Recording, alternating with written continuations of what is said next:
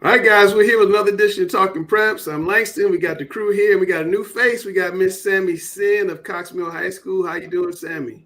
I'm good. How are you? I'm good. I'm excited for you to be here with us. Tell us a little bit about yourself. You know, I kind of gave away where you went to school, but tell us a little bit about yourself and what school you go to and all the good stuff. So, I'm a sophomore at Cox Mill High. I'm really excited to be here. Thank you so much for asking me to join tonight. Chelsea, does this young lady know what she's getting herself into? I don't think yet, but whatever she does get herself into, I think she'll really enjoy it. You'll be happy to be here.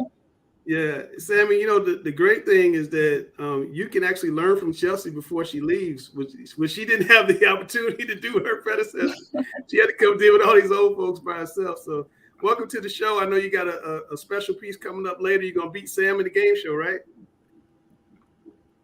Right, Sammy? You gonna beat Sam in the game show? Yeah. Oh, yes. She's definitely smarter than Grada. You gotta be positive about that. All right, let's start the music. Let's go.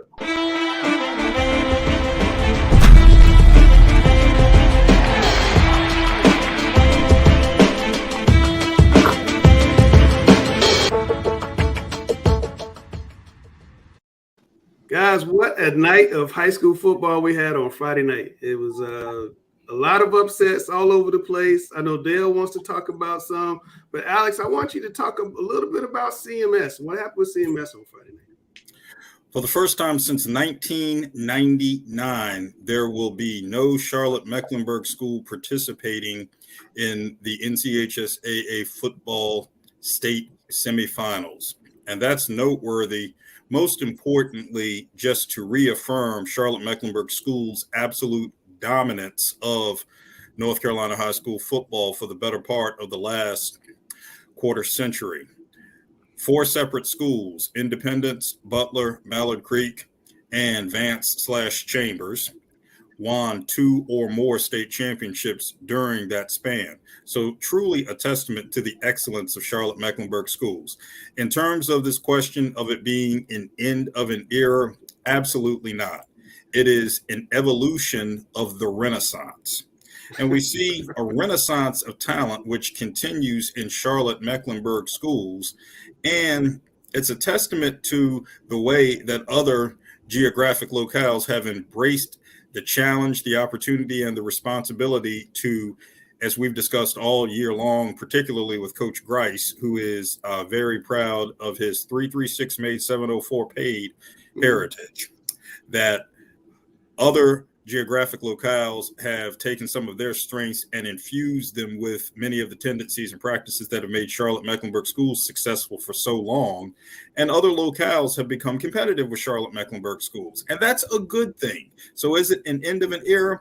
Absolutely not. It is an evolution of the Renaissance and an opportunity for Charlotte Mecklenburg schools to rise to this challenge and opportunity in new ways. Grace, 30-second rebuttal. End of the era? Oh, no, absolutely not. I think, and I've said this with the introduction of this kind of March Madness style playoffs, you have the same situation like you would have in March Madness in basketball. I think I've talked about we introduced teams going up to the mountains even to have to go play games there against teams that have shown themselves worthy. I think you've seen a quick adjustment by those conference winners up there. They come ready and they kind of bring everything they can to make visitors feel unwelcome. I think you see the emergence, though, of some great talent that really we see it spread across the state and the different areas, specifically in our western part of the state. So I don't think in any way that it's the end of an era, but I do think you have a bit of a transition period here in Charlotte, but you have a lot of youth here that's going to be ready to go for these next couple of years. All right. Well, Dale, I want to hear about what your 3 thoughts from the weekend before we turn Chris loose on his 30,000-foot view.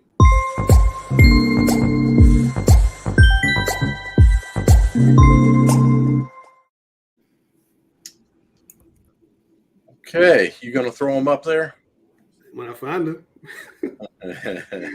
Go ahead and talk when I look. I'm hunting.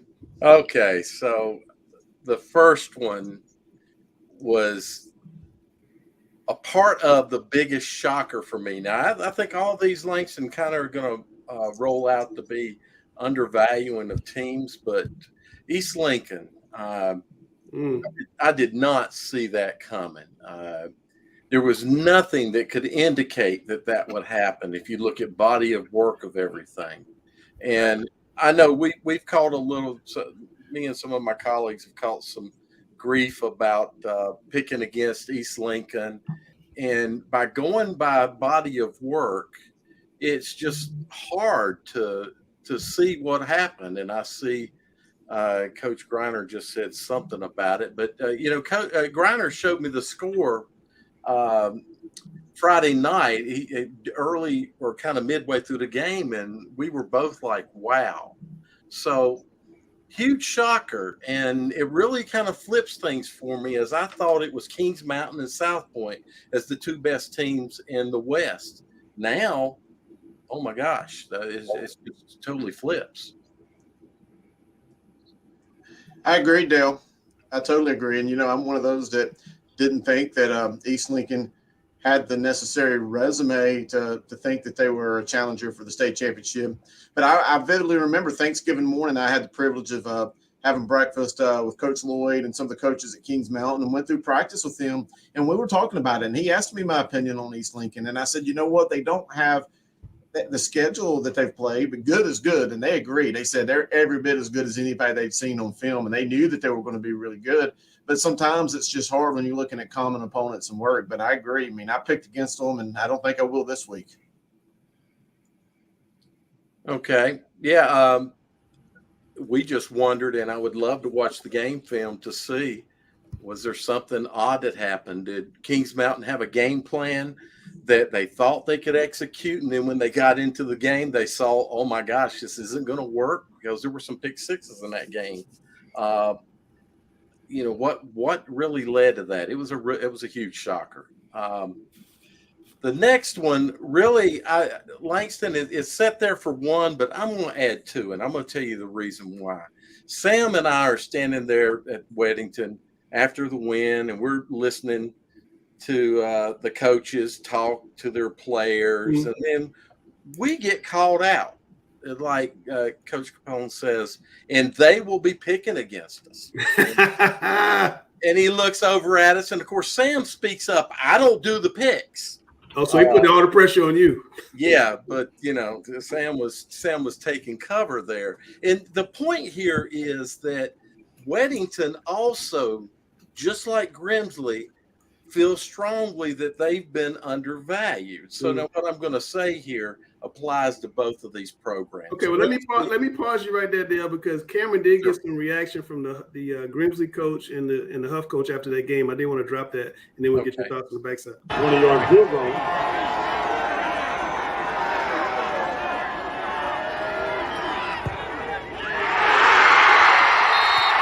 And it's good! Justin Williams, the 20-yard goal.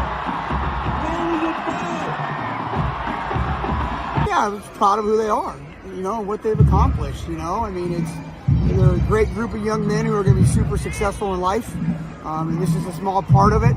As I've told them many, many times, if high school football are the best moments in your life, then the rest of your life isn't very good, right? And these are just a small part of it, and the best for them is still ahead of them. There's a lot of guys every year, and there'll be guys, and these guys are going to work their tail off in the offseason. We talked about it, the offseason, it's doing the extra set in the weight room, it's the extra workout in the offseason is the difference between getting stopped on 4th and 1 and stopping them on 4th and 2 or 3rd and 2 or whatever it is, right? And those were those workouts and those moments in the offseason come. And, you use this feeling and you remember this feeling and you use that as motivation in the offseason. It's hard to even remember what all happened this last quarter and the overtime period. But I just know our guys, man, they just tough bunch of guys, tough bunch of kids. Believe in what we ask and play together, and they never lose faith and never panic. And just keep getting after it until we find a way. Couldn't be more proud of them. And so, you're the number one seed, but, I heard several your players mention everybody keeps doubting you. Everybody keeps doubting you. You're 12, you're 13, 14-0 now. So, what's the mentality? You keep the underdog mentality even though you're the number one seed? Or this is a statement game saying, hey, we can hang. We're not really worried about it. We're just worried about us. And people can think and say what they want to think and say. It doesn't really matter. We're going to show up. We're going to go to work every day, and that's what these kids do. And we'll be ready to go back to work on Monday. You got Weddington next round for the right to go to the state championship. What do you know about Coach Capone's team? I know they're traditionally really good, and I'm sure he does a great job. I've never played against Weddington,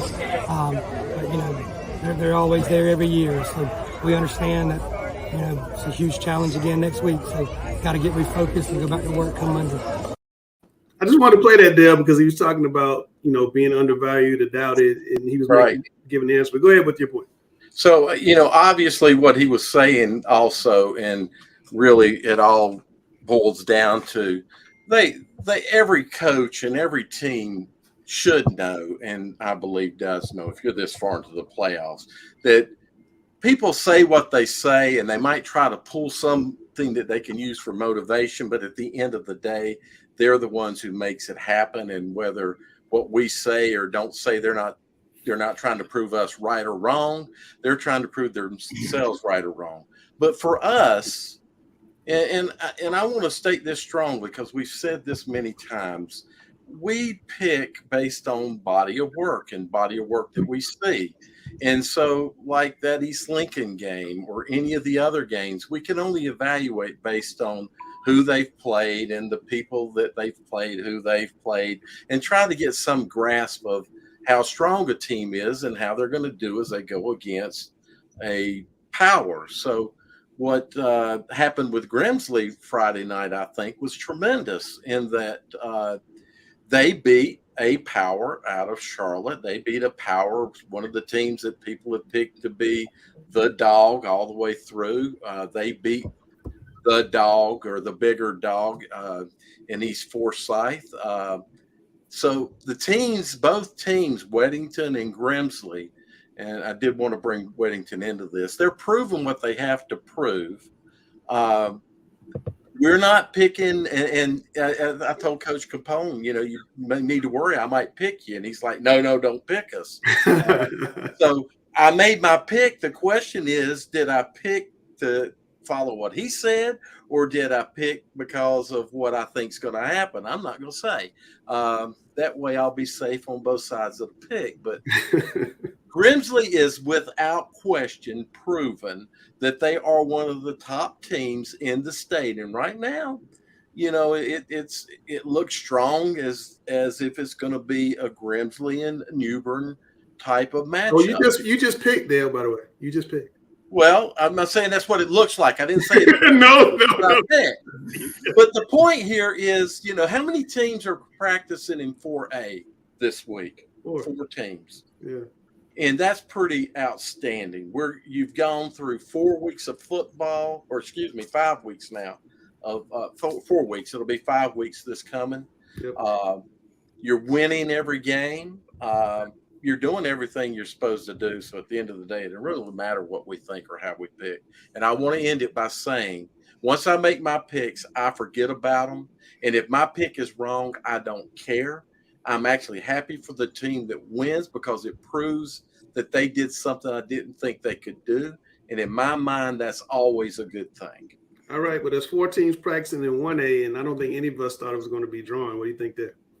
Well, that's a good question. Earlier in the season, no. And as we went through, no. Drawn has continuously proven here they are a solid program. Now they got a mountain to climb, and we'll talk about it when we get into the breakdown of the playoffs. Right. But they deserve a lot of kudos for where they're at. So one of you guys have got to have something to say about these two.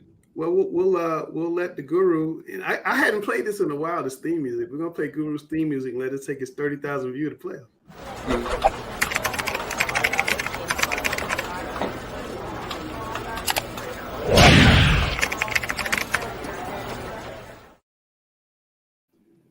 All right. And I want to throw it out there. You guys know that I am good friends and talk with so many coaches on a regular basis around the state. And I know guys like Grice and Dale, they're going to know this to be true, but it's amazing at how many of these coaches that are still left playing beg me to pick against their teams on Friday night because they want that motivation. They want to be able to tell their kids that we are hating on them. I love it. Yep. But anyway, the Grimsley people, I think it's nonsense. Go ahead, Alex. I'm sorry. I think it's nonsense. Either you can play and you can get the job done, or you can't. It's that simple. This is not the time of the year for bulletin board material. The only bulletin board material and the only thing you need to be concerned about, I'll invoke the words of our good friend and the esteemed Gary Richmond. If you want to distinguish yourself, then play well. End of discussion. Whether it's on your home field, whether it's away, whether it's in the first round, whether it's in the state semifinals, wherever it is, you want to distinguish yourself, play well. This is meaningless conjecture. That said, we are bulletin board material guys. We are. Chris, who played well last Friday night? Well, let's just take a look at it. We're going to start with the 1A. We always seem to start with the 4A. We're going to go with the 1A. Take a look right down there at the 1A East. Tarboro taking care of business. Big victory over Northampton County. Again, I've been big on Northampton. Coach George Privett's Jaguars played really tough and actually played Tarboro about as good as anyone has all year. Just had a little bit, not as many weapons on Friday night. We know about that young duo of sophomore and freshman they got there in the backfield in that Tarboro team. Rosewood beating Northmore by 20. That is one that shocked me. I feel like I know an apology to Coach Robert Britt leaving his team out of the top 10 rankings last week. They definitely showed me where the guru was wrong. Taking a look at the 1A, I looked at some of the film from that game between Mount Airy and Eastern Randolph, and that was quite a Donnybrook. I mean, it was back and forth. A really, really good game. Two excellent football teams. I thought both of those, from the way the film looked like, either one of those teams could be a legitimate championship winner. Drone, of course, just going up the hill to Hugh Hamilton Stadium and just dominating Andrews like they did. Incredible. 2A, I think, we talked about some of the the big time names in the East, the coaching who's who, the pedigree, the coaching trees going at it. And I think that we're going to get what we thought we would get, a rematch from earlier in the year between the powerhouses, East Duplin and Wallace Rose Hill. I mean, those just two teams just absolutely took care of business against what I think to be some quality teams. Reedsville, they do what Reedsville do. They flex their muscles. They throw the ball all over the field. I can't wait to see this game between them and Burns. Burns really, they escaped that Johnny Sal-led invasion up there from Monroe and lucky to get away from it. Incredible game. And then, of course, we see the big ranks staying in the East and Northern Nash. They've been winning big all year long. Friday night was no exception. Although it was a close game early and close for a long time until Northern just put the hammer on and took care of business in the second half. 71st, I think that's going to be a big time game looking at those two teams. And in the East, we've already established, the upset or what we perceive to be an upset with East Lincoln just all over Kings Mountain. South Point, that shocked me a little bit. I thought that South Point would win that game by 20 plus going away. But Eastern Guilford really showed me something. I think a lot of good things are on the horizon for Coach Tony Aguilar and that team. And then looking at the 4A, I know we're going to talk a lot about it, but Grimsley and that 3 overtime victory over Huff, tough game. I watched the last quarter and a half or so, plus the 3 overtimes. I mean, just so back and forth. Weddington, AC Reynolds, that was a tough game. And you want to talk about that Final Four right there in the West, incredible. And then, of course, there in the East, I had a feeling that Millbrook was going to beat Hillside. That one didn't shock me, but I got to admit, I was wrong. I thought that Rollsville was going to give New Bern all they wanted and then some. I still thought New Bern might have won that game going away, but I really thought Rollsville was going to hang around, and obviously I was just wrong. So, Coach Tori Noel and all you guys, great job. A lot of the guys you talked about are about to show up right now in Grice and Griner's Players of the Week.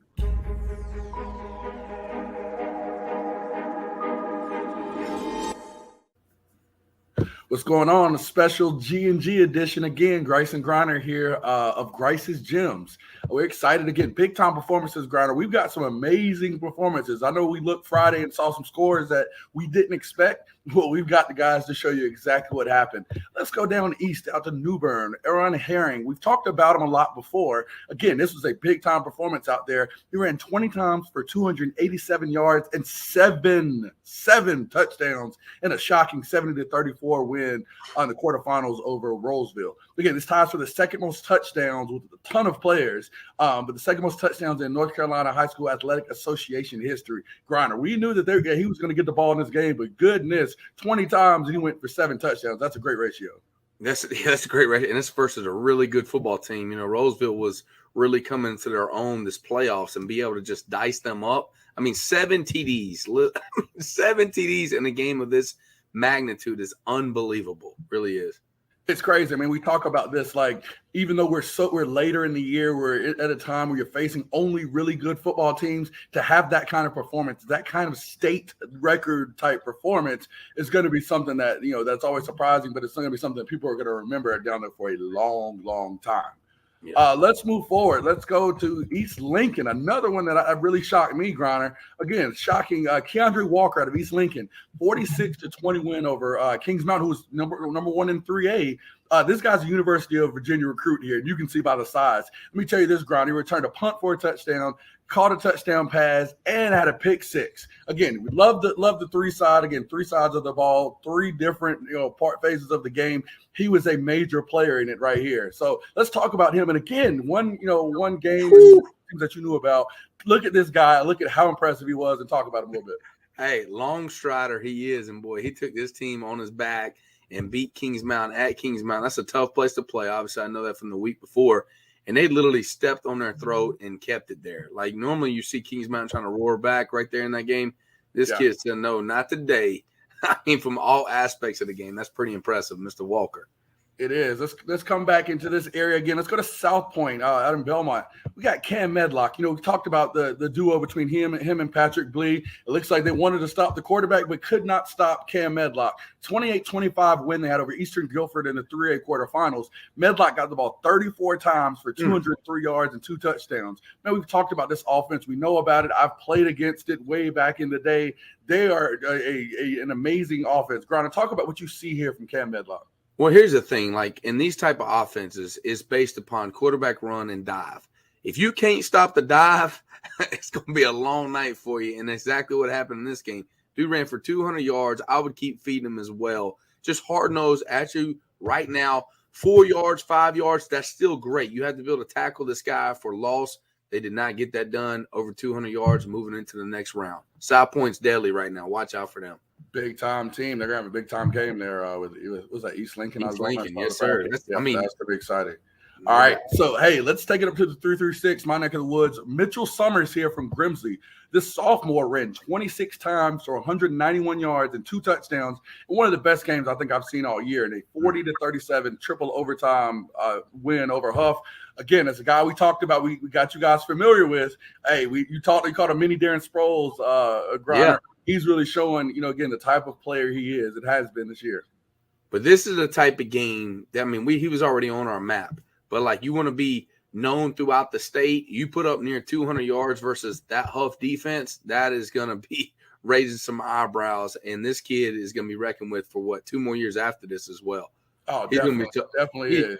Tough. I'm excited to see it. It's gonna be a headache for the 4A division. But now again, it's time for the call. We've got to bring in a guy. Luckily, I had the ability to see him when Cox Mill scrimmaged Burns earlier this year. Again, kid with a great release, really poised in the pocket. I was shocked even Griner when he said he was a junior, just at the level of maturity that he had, with everything that he was doing, just at the beginning in a scrimmage. But let's bring out some of his stats again here. Ben Mooney here from Burns High School, quarterback, the signal caller.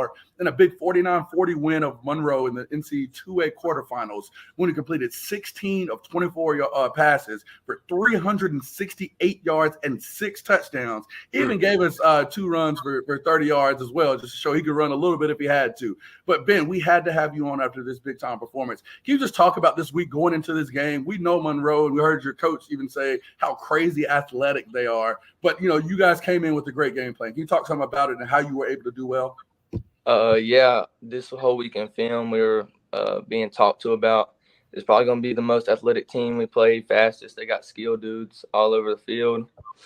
So we had to bring our best A game. It was just our coach just told us it was going to be our skills versus their skills, just to see who had the best team. He said a lot of it was going to be on the quarterback play. So it was just rise to the occasion. No, I love it. I think Griner has a new nickname for you. What is it? Yeah. So it's not. Money? Yeah, it's AKA. It's Money. His last name is not. It's not Mooney. I'm calling him Straight Money because he's money. Straight Money. Straight Money. He's throwing dimes. That's your new name. We're changing it. It's official. All right. Now, I'll tell you what, you did a great job, and your coaching staff did a great job of being able to utilize Monroe's ability. They're very aggressive, and you use that against them. You got behind them multiple times for off of pump fakes or some type of design where it looks like that they were going to be aggressive to pick the ball off, and you used it against them, and your athletes got behind them. Great game plan going against it. Scored a lot of points, a.k.a. money throwing dimes. Love it. I love it. Talk about some of your receivers. I mean, I'm familiar with LJ Allen, but talk some about those guys because they look like they made big time plays. And just talk about you guys' relationship because it seems like you really are throwing that ball and you know that your guy is going to be right there to catch it.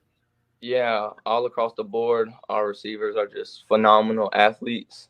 You got LJ, who's 6'4", and just a monster, multiple D1 offers. And you got Ryan Thompson, who I've been throwing with him ever since we've been in elementary school. Kari Surratt, he's another threat. So it's not like you can just guard one dude. If you go take away one, we're just going to hit the other 2 or 3.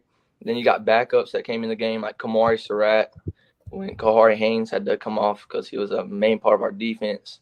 So we just had a lot of athletes that could step up, run their routes. They're really fast, really athletic. They just make the work a lot easier for me when they get open. What does it feel like being the only Cleveland County team left in the draw? Are you guys going to be able to bring it back to Cleveland County? It feels really good. Cleveland County, their football here, every team is really good. Crescent and Kings Mountain. But with us being the last team, yeah, it definitely feels really good. Everybody's, I think, rooting for us now from Cleveland County, wanting us to bring it back. So, and they should. You should want your own to bring it back.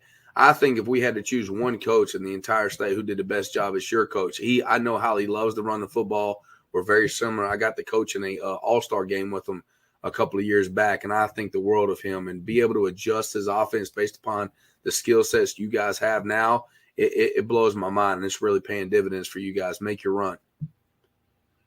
So, Ben, last thing, we know, again, you got a big game this week versus Reedsville. They're a big-time team, from that area. My mom actually went to that high school, so we know they're about football too. I know you probably haven't gotten into the film yet, but just kind of what are some of your initial thoughts and just how you prepare, kind of trying to prepare to have this level of performance again? Coach Vaughn actually dropped the film right after we played, so I've been into it a little bit. They got some really good skilled players. They say they got one of the best defenses around, but they haven't met one of the best offenses around here either.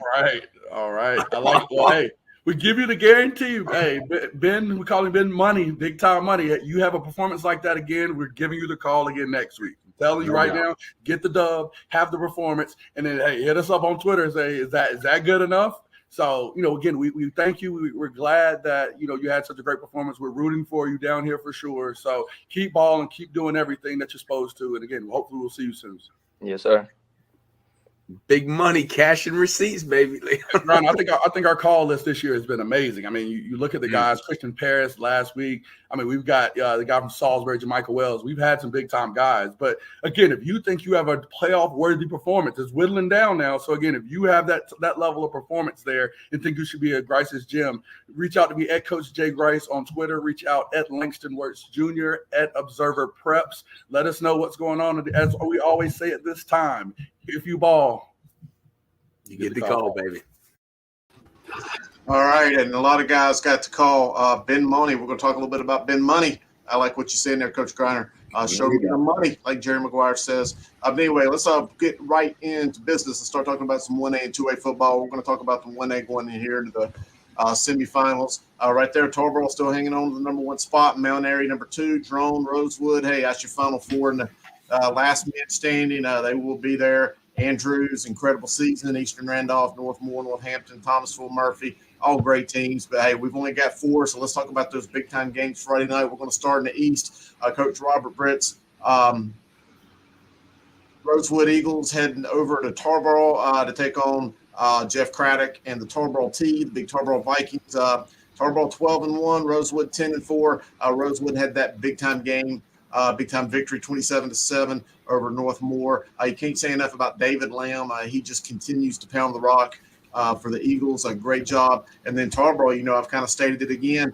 They got some big-time kids, most of them underclassmen. Mason Satterfield, freshman Cameron McDowell Moore, just a who's who list of some guys getting it done. So big time game there. Let me make sure I'm not getting ahead of the script here. Nope, let's go ahead and look at Drone and Mount Airy as well. Mount Airy, again, I thought that was a battle of two heavyweight powers going toe to toe last week. Mount Airy coming through, going to take on Drone, who again, Coach Chris Powell, got to get my hats off to him. You know, that entire staff up there, what they've been able to do. That is going to be another heavyweight slugfest. I think both of those teams can go toe to toe. It's going to be a big time game. Dale, I know I had a hard time picking this one for our picks for the Observer. And I know that's one that a lot of us, especially here in the western side of the state, are looking at. It's probably going to be a very competitive ball game. Yeah, it was a hard – of all the picks were hard. To me, this one was the toughest. Chris, I note that you put there about this being their first regional final. So instead of digging deep into stats, et cetera, I thought there was a pretty interesting stat that maybe a lot of people don't know. I know you know, or I'm sure you're aware about Mount Airy's history. And this is one of the winningest programs, not just in the state of North Carolina, but the last time I checked, they were in the top 60 of winning programs in the nation.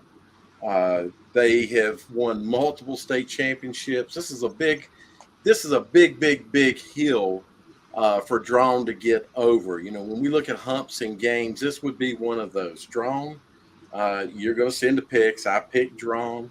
They kind of seem to be on a little bit of a Cinderella run right now. And boy, if they were to win this game, oh my goodness, it's going to be a tough ball game, Chris. I think it's going to be a good game, but I think it's going to be a tough one for Drone to pull out. I agree. Anybody else got any comments? Alex, anything on Tarboro Rosewood? It's very fitting that both Tarboro and Rosewood wear purple and gold because we are watching Eastern North Carolina 1A football royalty in this clash all the way around.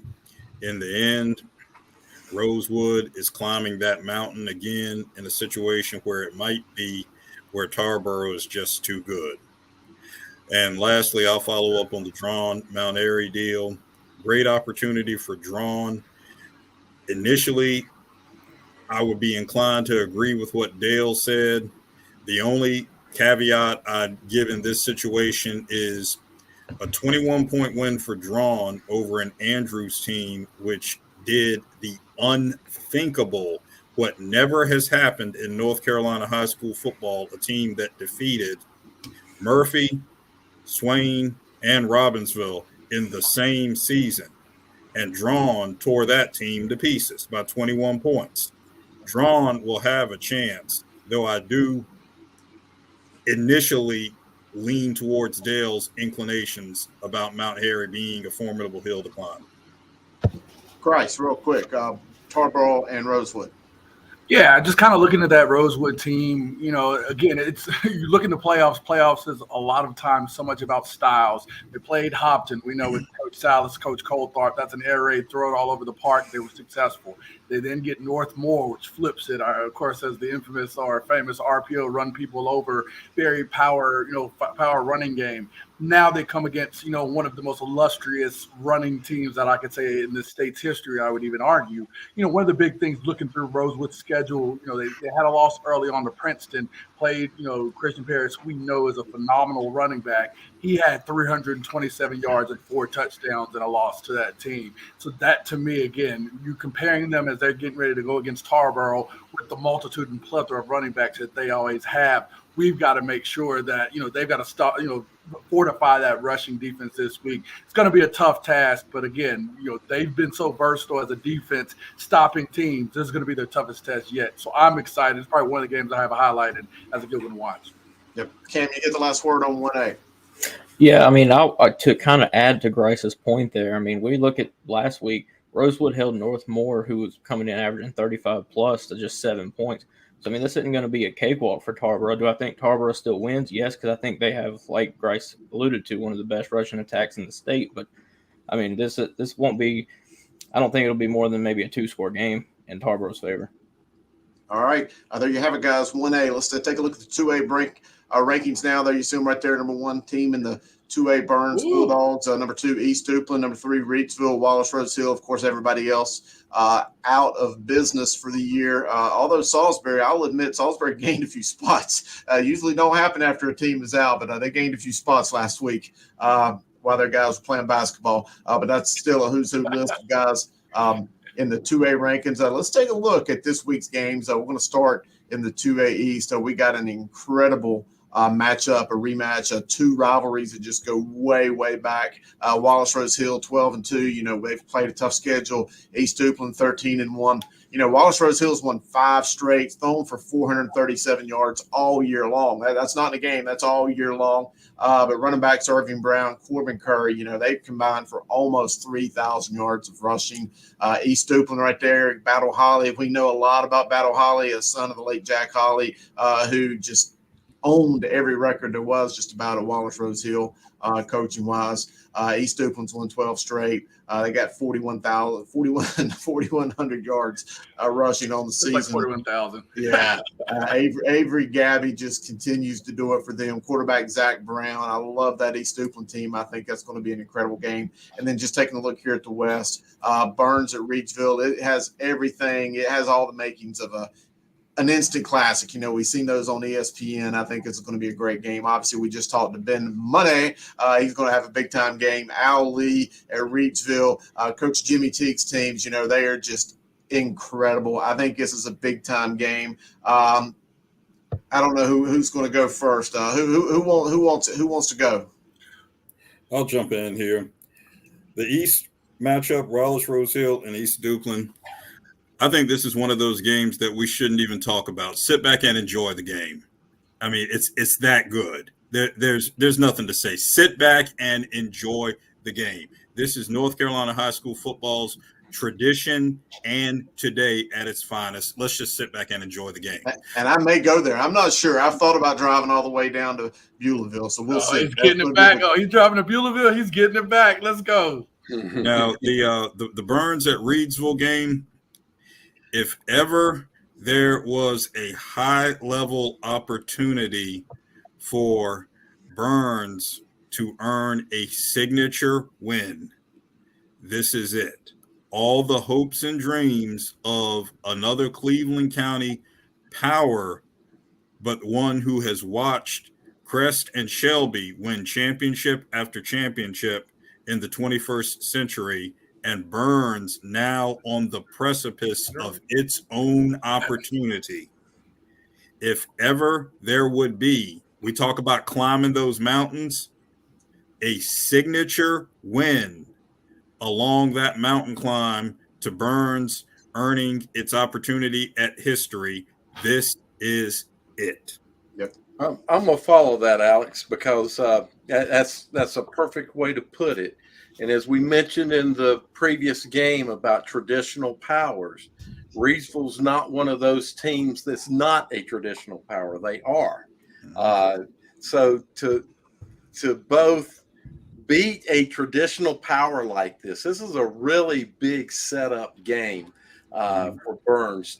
It could really propel them should they be able to pull this win out.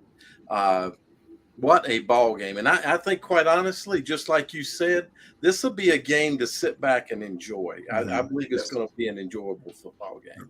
Hey, Cam, jump in here.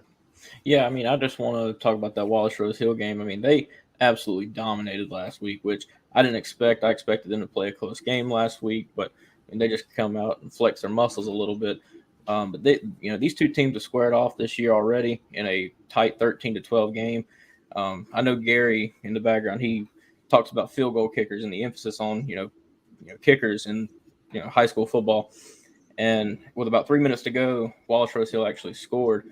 And rather than kick the extra point to tie the game at 13 apiece, they go for 2 and fail. So that's actually how East Duplin won the game in the regular season. So I expect a much higher scoring game this time around, maybe somewhere in the ballpark of like a 28-24 type game. But, I mean, we'll see. All right, Jonathan, you got the last word.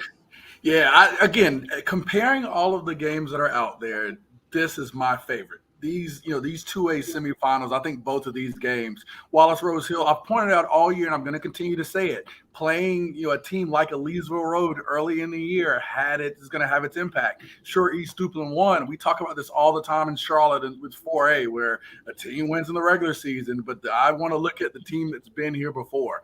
I'm looking at the Wallace Rose Hill team. Last year, the name was Kanye Roberts. Now we're looking at Corbin Kerr. I think you've got a lot of the makings and a lot of the, a lot of just the understanding that they're ready to go. But as you talked about, I mean, this East Duplin team's well coached. A guy, I talk about a do-it-all linebacker, running back type. Cade Kennedy is a guy. I mean, he sends me his information every week.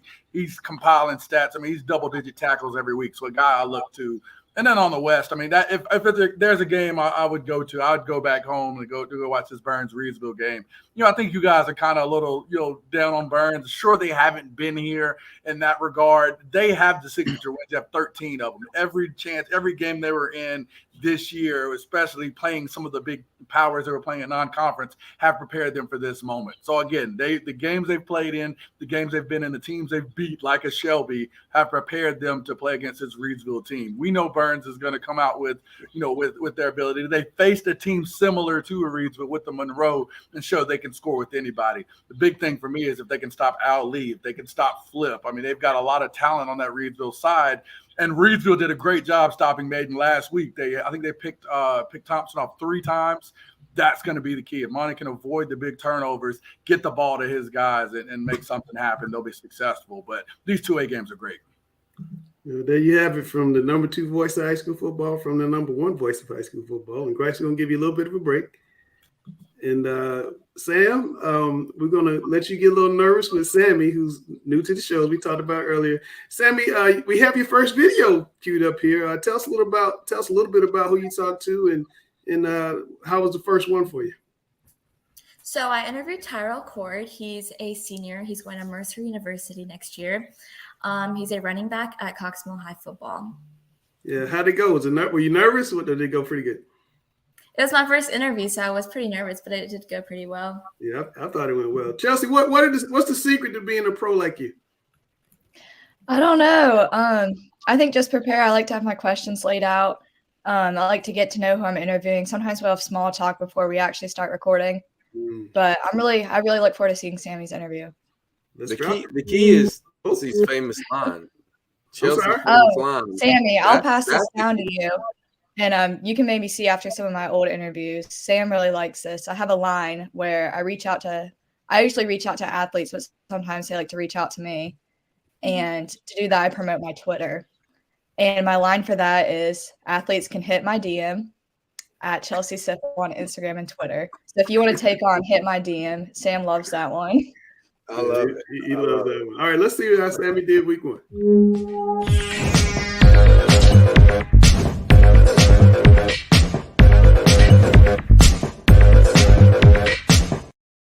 We have Tyrell Cord, running back of Cox Mill football. So Tyrell, this year was your last year playing football. Are you planning to play football in college and pursue your career on it? Yes. I'm currently committed to Mercer University up in Macon, Georgia. That's where I'll be taking my further talents and playing the next 3 to 4 years. Out of all the 4 years you played for Cox Mill football, how was your experience? My experience was amazing. High school football is an experience that you wish that could never end. But what they all say is good things always come to an end. But it's on to the next now. How did the team work together this year to make it the best year you can make it to be? And what were the team's goals for this year's season? We just knew every day at practice that we had to get better each and every day, no matter who we were facing, no matter what of the team. We just knew that we had to come out with a mindset to be mentally locked in and prepared, and just hold everybody accountable and just know each and everybody's assignments. What are some things you'd like to say to the team about next year, considering that you won't be here? One thing I would say is that I know times get hard, but you just got to push through it and just know that you're always going to have somebody looking at you. You just, when times get hard, you got to push through and never give up and just keep going. This is the first time after many years we went into playoffs. How did it feel to make it to playoffs? making it to playoffs was amazing, especially having our home playoff game. We just we executed in that regular season game, and we just worked our tails off to get a home playoff game, and just that feeling was amazing. And last question, Tyrell. This being your senior year, reflect on your growth in football from freshman year to today. But freshman year to today, I really feel like I truly stepped up as a leader and just making sure my team's accountable, making sure that we knew our assignments, make sure we knew what's going on, make sure that even off the field, like just in the community, we were doing good, that we had each other's backs. And that's what I feel like I stepped up at. Okay, thank you so much.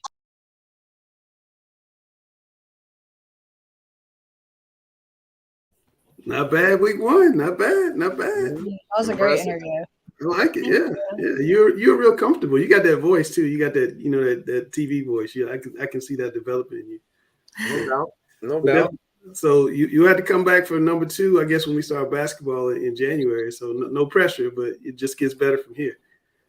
All right. Yeah. So now we're gonna do my favorite part of the show, where we do the game show.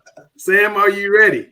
No, I'm not ready, but it's all good. Let's go. All right. Well, Sammy, I'm contractually obligated to play his little theme music. Don't be intimidated when you see his little guns in the theme music. And Alex is going to ask the first question on the backside. Brother, I'm not MJ, just Coach Griner, but I'm the GOAT of the game show.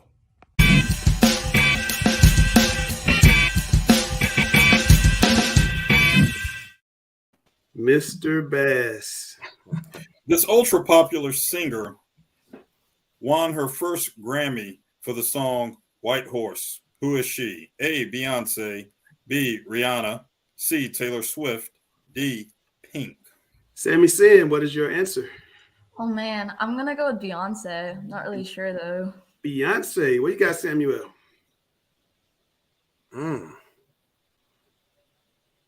I'm gonna go off. I don't want to go Beyonce here. I'm gonna be in the hole probably. I don't have a clue. It says, all right, first Grammy. I'm gonna go. Sam, answer the question, dude. I gotta think, man. I gotta think. I'm gonna go B, Rihanna. B, Rihanna. The answer is the young lady who just shut down Ticketmasters, Miss Taylor Swift. Oh. Taylor Swift. Dang. All right. Let me find number 2. And Chelsea has. I thought she already won a Grammy. That's why I wasn't. Chelsea has to read. HBO has found a hit series in this show about recent college graduates in the world of banking in London. Name it.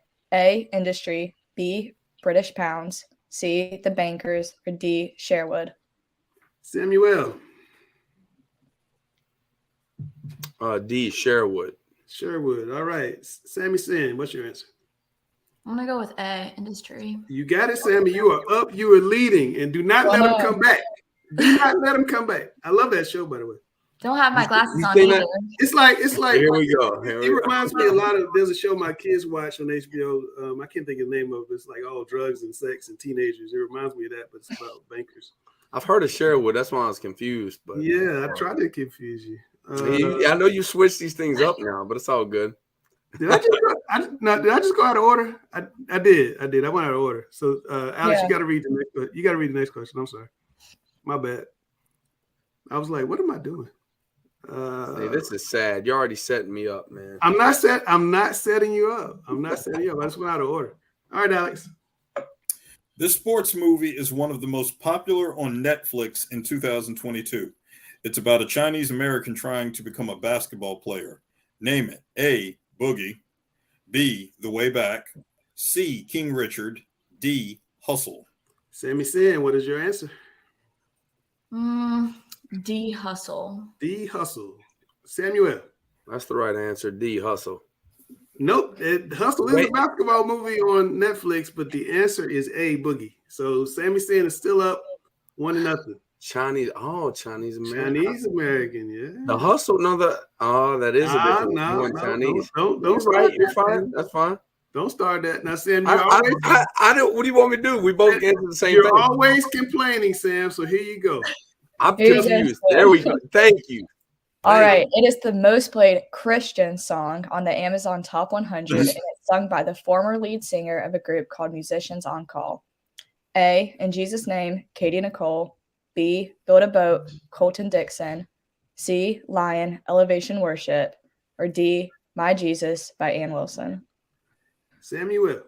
I'm gonna say C, Lion. C, Lion. Sammy Sin, what you got? I'll go with C. C, Lion. The answer is A, in Jesus' name. You have him dormy. He can only tie. That's right. And you get to That was answer a tough first. one there. I didn't know that one. I can't get a question right. I'm terrible. You ask for Christian questions. I give you a Christian music question. I appreciate that. I appreciate that. Alex Bass, last one. The 2022 World Cup is underway. What was the peak viewership for the 2018 World Cup? A, 5.2 billion viewers. B, 3.57 billion viewers. C, 6 billion viewers. D, 2.59 billion viewers. Let me see and knock him out right now. Oh, I'm gonna go with C, 6 billion viewers. 6 billion viewers. Samuel, what you got? I'm gonna go B, 3.57. Oh my God, he came back in time. That's the right answer. Let's go, baby. You know what? There's 7.8 billion people in the world, and to think that 3. That's why I said ain't no way. Ain't that many TVs. To think that nearly half of the world's population is watching soccer. I mean, Grice, you watching soccer, right?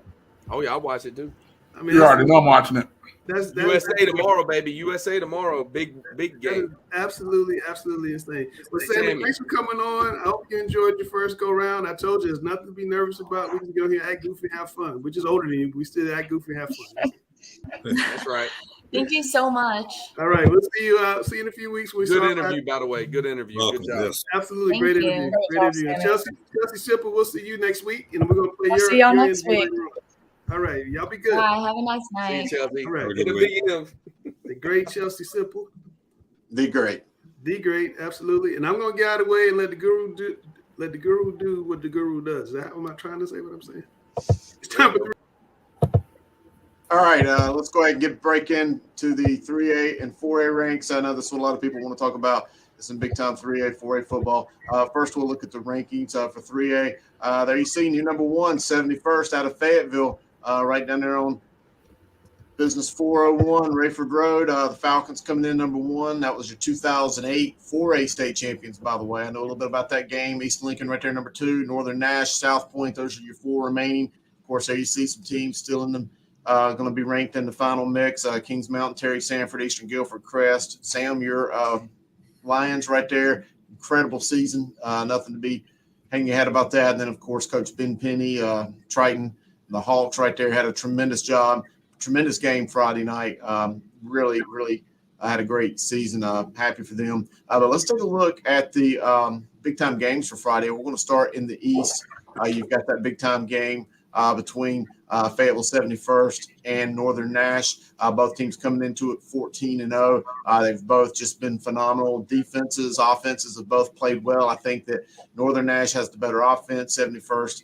Northern Nash has the better defense. I think 71st has the better offense. There you go. You see it right there at the bottom. 71st averaging 39.5 points a game, 3 shutouts, held other opponents, 6 other opponents to single digits in scoring. Just Anthony Quinn, you can't talk enough about them. Alex, where you at in the East? Let's talk about this game. If Northern Nash has a better defense than 71st, then it is an ever so slightly better defense by less than a hairline, less than razor thin. Northern Nash has yielded 40 total points in its 4 previous state playoff games. 71st has yielded 41. It is that close, and something has to give.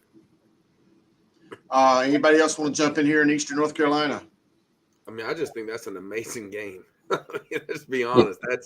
If I could drive all the way out there, I probably would. I would like to watch that game, 71st versus Northern Nash. 2 heavyweights going at it. I mean, It's a either bit one of a of these. drive.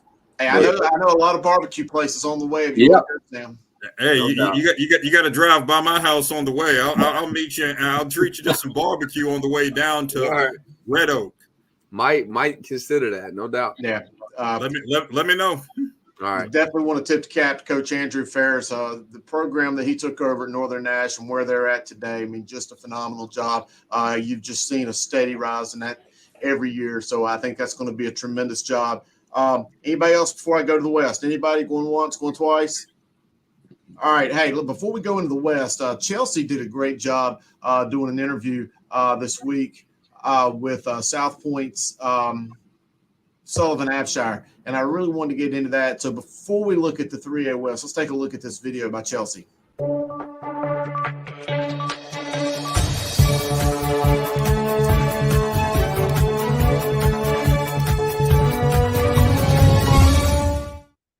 This week's Talking Preps, Chelsea's World, I'm interviewing senior from South Point High School, Sully Absher. And Sully, you guys just came off of a win last week, 28-25 versus East Guilford. Kind of talk about that step in playoffs and what that win means to y'all. Yeah. So one of the biggest things Coach talked about all week was 13 wins. Was we'd be the sixth team, or it might have been seventh team in school history to achieve 13 wins in a season. So that was a really big motivator for us. And of course, we knocked them out, I believe, first round last year. So I mean, we knew they were going to come down the road with a little bit of motivation, a little bit of fire. So we had to be real physical and knock it out of them early. I think we did we ended up getting it done, but it was an ugly game. But it doesn't matter. Win's a win, especially in the playoffs. Just gotta do what you can to move on. For sure. Congrats on that win. And going on to next week, you guys play East Lincoln. Tell us what we can expect from that game. And again, the same motivation. Yeah. I mean, we're really just gonna just pound the ball is what we've always done. I mean, we're not gonna change anything. Be special for them. We're gonna do us. Just take what we can get. I know they've got a really good defense. Got some highly recruited guys over there. But I mean, like I said, we're not gonna change anything up for them. We're just gonna do us, run the ball. Just yeah. I mean, just like every other game, just take what they give us. That's all we try to do. Absolutely. And Sully, you guys have played a really tough schedule this season. Do you think there's one game that really highlights, the South Point team and talk about that performance? Yeah. I mean, the Dudley game in the second round is probably my favorite, maybe my favorite game of my whole career, just because they beat the crap out of us last year in the Western Finals. We didn't even score a point. And then this year to come out and drop 70 is either 73 or 74. But that was just it just sent a message to the whole state, really. I mean, because they weren't really hold on, excuse me. They weren't the weakest team. They won their conference. They were the number 4 seed in the state. So I mean, we just really did what we did. Just kept running the ball, kept finding holes. We threw the ball a little bit that game. I think we had 2 or 3 passing touchdowns, but yeah, we just tried to score as many points as we could because, like I said, we had a bad taste in our mouth from last year playing up there. Absolutely. That's one to be proud of. And speaking things to be proud of, Sully, you are committed to Notre Dame for football. Tell us about your recruiting process and what made that school the one for you. Really, it just came down to the education you get from Notre Dame. That's the way my parents brought me up. It's like if I didn't make an A or B on the spelling test in 5th grade, I wasn't going to play in my little league baseball game that Thursday night. So that's the biggest thing for me was the education. And I mean, they're not too bad at football either. And they have a good reputation for their offensive line development and the way they bring up the young men there. It's just something really special that I thought I wanted to be a part of. And then, of course, they've got the new head coach, Coach Freeman. I love him. He's a real young guy. He's real relatable. He's just a guy I wanted to play for. Absolutely. A real student athlete. I like that. And Sully, what's one goal you're really proud of accomplishing in your whole high school career? Let's see. Probably just let me think about that. That's a good question. But probably just being that another 13-win team in program history, because we've been South Point's had a team for 57 years or something like that, and to be a part of 6 of them is wild. And I think it might have been like 5. God, I keep saying 6. It's 7 teams now that we've done it, and I think 4 out of those 7 teams has gone on to win a state championship, and now we're in the Western Finals, and we've got one more step to get to. I think it's in Raleigh this year, playing at NC State, but can't look too far ahead to that game. We got to take care of East Lincoln first, but yeah, just making history with winning those 13 games in a season. Absolutely. That's awesome to be part of history your senior year. And finally, what's one favorite high school football memory you have, whether that's in practices, a game, or just being with your teammates? Probably this past year's summer camp. We went to this place called Camp Awanata. It's right outside of Asheville, but it's in South Carolina, so it's below Asheville. And we go up there. I think it's for 3 or 4 days. And, we get up at the crack of dawn, practice 4 times a day. But it's just in between those practices when you just get to hang out with the guys. And then we did on the last day, all the seniors got to go into town and eat lunch at this real nice place. But, yeah, those have just been my favorite kind of moments, just not even the football, just hanging out with the guys, going out to eat, spending the night at each other's houses, just hanging out with all the guys. For sure. That makes a real brotherhood team. Well, Sully, thank you so much for hopping on, and congrats on your commitment to Notre Dame. Thank you.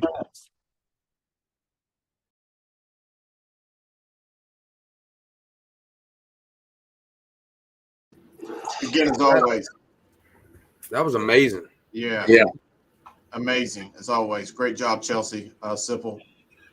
Great job. Anyway, let's take a look at this 3A West. We've already mentioned this game earlier. South Point 13-1. The Red Raiders traveling over to Denver to take on East Lincoln 14-0. East Lincoln coming off that big 46-20 victory over previously top-ranked Kings Mountain.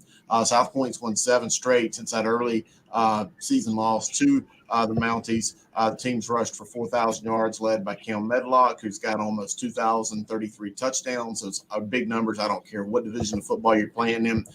East has kind of been an under-the-radar team. If there's any team that thinks that they've been slighted, I think that East Lincoln team might be it. They allow 6 points per game. Quarterback Tyler Mazzell, he's got 2,300 yards, 35 touchdowns. Running back Christopher Daly has got 1,500 plus. I was talking to Coach Greg Lloyd, and he said he has not seen a team that is just as tall and as long and as lean as that East Lincoln team. He said they've just got some guys that can just get out there and get leverage on you, and they're just so stinking fast. That was some high praise coming from Coach Lloyd. Gentlemen, I want to throw it out there to you. Who wants to jump in on this game? I'll start since I'm probably going to this game. I'm going because, you know what? I think it's time to maybe see East Lincoln and see in person what they've got. I've seen I was at that South Point Kings Mountain game. And again, I thought they were the number 2 team in the West. That's a very solid team with a great 1-2 punch in the backfield.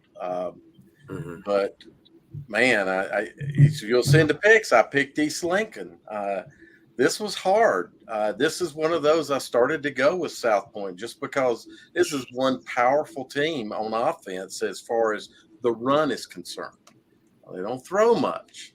And can that hurt them is the question. Looked like the pass hurt Kings Mountain, so maybe it doesn't hurt them. East Lincoln, man, this is a chance that you've been proven. And, here you go. You're one step away from, being right there at the state championships. I haven't seen East Lincoln since they played Monroe in a regional final back several years ago. So I'm expecting a really good ball game. I hope it is. East Lincoln might blow South Point out like they blew Kings Mountain out. Who knows? I think that I'll go next. I think the temperature will matter in this game a lot. If it drops like it was 2 weeks ago, I think it would favor a little bit of South Point just because their initial contact of the offense style, what they're running, it'll help them a little bit more on defense as well. East Lincoln is exactly like, Coach was referring to it at Kings Mountain. I watched them on film a good bit. They're very athletic at certain positions. I think they can counterattack. South Point's like, offensive tackle that's going to Notre Dame. They have a great defensive end as well that can match up with them. I think it's a stellar matchup that this is what we're looking for, in the West Regional, final. And I think that you're going to get that. I think that the temperature will factor in. Normally you don't say that much, but I think it would factor in as well. I don't know what the temperature would be, but if it's in the 30s, then, I think it helps South Point. I think if it's a little bit warmer, like in the 45 to 48 degree weather, I think it favors East Lincoln. And that would be interesting to know what's going to happen Friday on that aspect. Hey, Sam, what kind of surface do they play on at East Lincoln? I think it's grass. It is. Pretty sure. Okay. Yeah. Yeah, and it should be about 40 degrees around game time. Just checking it out. But I think getting into a lot of this, and I think looking at it from a coach and the media side, especially looking at a team like East Lincoln, I really think they were in a weird situation where we hadn't really seen them tested. And I think when you get a team that puts themselves in a situation where they're finally tested, you're going to go one or two ways. And I think with the type of players they have, they really showed to the test that, hey, we are built for this, even though we haven't had a team put us, in these kind of situations. I mean, you look at that Kings Mountain game, and I watched that probably the most last weekend. I mean, you look at a quarterback that was 8 for 9 with 184 yards and 2 touchdowns against, we're talking about Kings Mountain. This is just against Kings Mountain. We're looking at a team rushing 24 rushes, 251 yards, and 3 touchdowns, averaging 10.5 yards a carry against Kings Mountain. You're talking about Keandre Walker. Again, he was a Grice's gym this week. He did it all. I mean, you talk about chunk plays as far as returning a punt for a touchdown, catching a touchdown pass, and returning an interception for a touchdown. So you've got guys that can do it all. And, I mean, I think we've been so effusive in our praise for Kings Mountain. That's a University of Virginia recruit. This is the first time he's been mentioned on this show. So they got dudes, too. We just really haven't talked about them in a sense because, one, they haven't played these type of, these quality of teams that have, risen to game of the week level situations here, but they've got guys, and I think they've really shown that. And I think for South Point, they're just, from a defensive standpoint, they're going to have to stop the chunk plays. I think that's what Kings Mountain I thought was solid overall, but they just could not stop the chunk plays. I mean, you're looking at 80-yard touchdowns and 70-yard touchdowns and big plays in all phases of the game. So that's going to be the challenge for South Point, who has had that ability when you look at the Crest game and then really, managing, Javaris Green and really, the quarterback Husky and really taking down really athletic teams. This is going to push them to their max, though. Yeah. I think Anybody else want to jump in? Yeah, I'll give a quick comment on this game. When the brackets came out, over about a month ago now, everybody on the show knows and viewers of the show know I went to Northwest Cabarrus. And when I saw the bracket come out, I was like, I really don't want to play East Lincoln because I know they were undefeated, still are, obviously. But, obviously Ledford took care of Northwest Cabarrus. But I didn't think East Lincoln had a chance against Kings Mountain. I'll be first to admit that. But I mean, just looking at their strength of schedules, East Lincoln was significantly a little bit less than Kings Mountain, but turns out that didn't matter. I know East Lincoln, they've got 2 or 3 D1 commits, 1 to Virginia, I know. So, and this ain't an easy game for South Point. I know Kings Mountain beat South Point, so what's to say East Lincoln can't? Well, I mean, South Point's got Division I athletes too. Their safety, the offensive tackle. They'll have some running backs down the road as well. I think that East Lincoln did a great job of game planning versus Kings Mountain. I think that they ran the trap play, which that is the key of being able to stop. Now, if you are elongated in your plays versus Kings Mountain, they're able to get upfield. Like Burns had a very hard time, and they're going to probably compete. If they, obviously they win this week, they're going to go to a state championship. But they couldn't score against Kings Mountain. They're a very good team. What they failed to do was quick hit Kings Mountain. Their D-line is superior when they get upfield, but their initial contact is not great. East Lincoln's big chunk plays, when you watch the film, were based upon the trap and different things where guys are being touched right now and the ball's coming at them. And I think they utilize that extremely well. I think South Point does a better job of defending that aspect. Now you're going to see a little bit more of like quarterback counter from East Lincoln. Will South Point be able to defend that? Because that's more similar to the offense they normally run. But they did a good job of game planning versus Kings Mountain. I think it'll be a great coaching battle between these two great coaches, and you'll see some good football. All right, excellent, man. That wraps up our discussion for 3A, going into the 3A regional semifinals. Hey, let's get to the big dogs. Let's talk about the 4A Fight Club. I look at the top 10 rankings here for this week. Grimsley, again, second week in a row, number 1. New Bern right there, number 2. Weddington, Millbrook, Those are your four-man standing. There you see the teams left on the outside. Obviously, teams playing basketball right now: Huff, Reynolds, Hillside, East Forsyth, Independence, Rollsville. Again, I mean, these were the best of the best all year. So no slouches right there. And let's go ahead and start off with Eastern North Carolina with these big 4A matchups. Millbrook right there, 13-1, heading down the road to New Bern, down Highway 70. It should be a really good game down in the eastern part of the state. Millbrook has never been to a state final, but they've won 7 straight, led by quarterback Mason Fortune, who's got 3,820 yards, 37 touchdowns. Wide receiver Nathan Leacock, running back Xavier Pugh. We've talked about these guys year in or all year. New Bern right there has only thrown for 473 yards, but they've rushed for almost 6,000 yards throughout the season. Coach Tori Noel's offense has just been electric all year long. I think that they are definitely up for this game. Alex Bass, you're kind of our Eastern North Carolina guy. I know you know these programs very well. What do you see happening on Friday night? Well, first and foremost, congratulations to Millbrook. It is astounding to think Millbrook is in a position to play in its first state semifinal, let alone have an opportunity to advance to its first state final. When you think back to obviously the amazing 20-plus years of Clarence Inscore, but before then, 17 years of Earl Smith. Earl Smith built that Wake Forest dynasty. Yeah, you mean the Millbrook dynasty? Well, no, Earl Smith established the Wake Forest Rollsville dynasty too. Let's not forget that's that. True. That is true. That is very true. So, I mean, so that's astounding. So, congratulations to Millbrook on having this opportunity. I want to point out in this discussion that the ultimate X factor that Mason Fortune and Nathan Leacock may have been in the conversation for Mr. Football all season long, and deservedly so.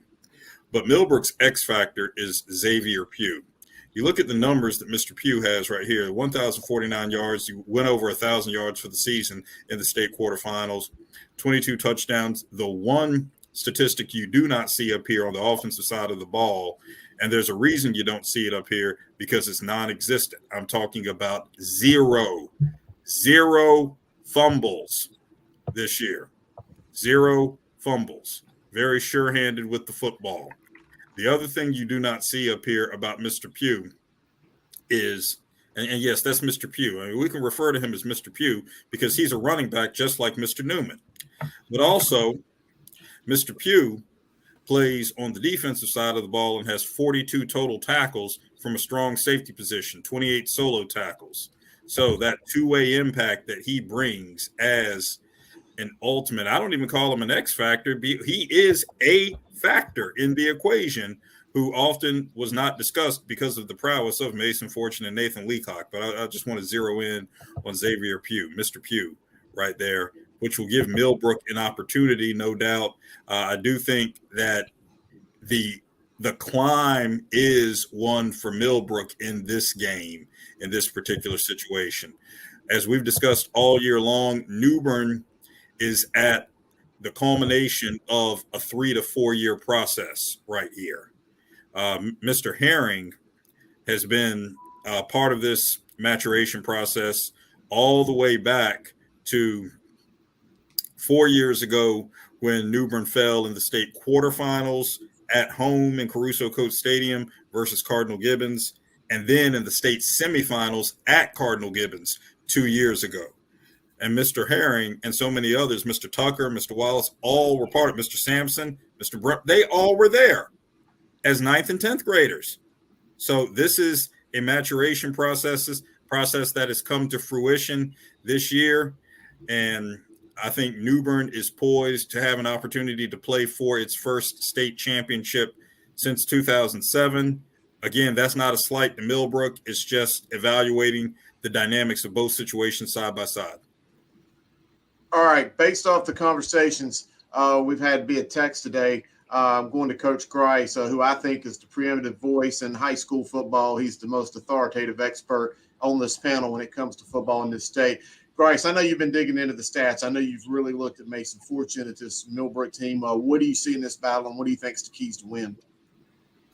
Yeah, I think it's going to be interesting to see, how they handle this passing attack. And I think, while Rollsville has the athletes. I think, you've seen much more comprehensive passing attack all year from this Millbrook offense. I mean, yes, you have, Nathan Leacock, who, has over 1,600 yards this year for that offense. But we've talked about, Ty Broughton, we talked about Xavier Pugh running the ball and catching the ball as he is the third leading receiver. You just see a much more balanced attack this year. I mean, we've literally had on Grice's gym, we've had Mason Fortune, we've had Ty Broughton, we've had Nathan Leacock. So just the ability to get it to other guys there will be something that New Bern's defense hasn't seen from a passing attack. That part, I think, it intrigues me the most.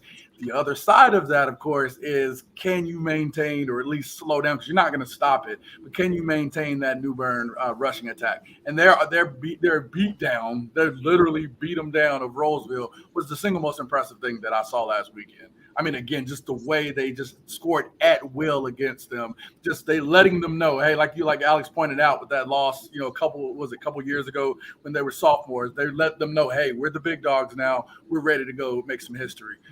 So they do seem like the team of destiny down east. I think that part is something real, something valid with high school kids and especially seniors that are getting ready to finish up their high school career within max 2 more games. So that this East game is so intriguing from that aspect, and it's so hard to pick. I feel bad for the people that have to pick it just because it's one of these sides is going to reign true. Can Millbrook and Mr. Football finalists, Mason Fortune, lead a passing attack that New Bern hasn't seen all year and maybe hasn't seen in a while?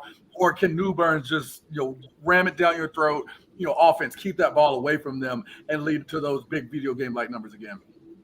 Yeah, just one comment to piggyback off what you just said. I think New Bern's best defense is their offense, keeping Millbrook off the field, just that rushing attack. But like you said, they were scoring at will versus Roseville last week, and that was a very interesting approach what they took defensively with the 3-4.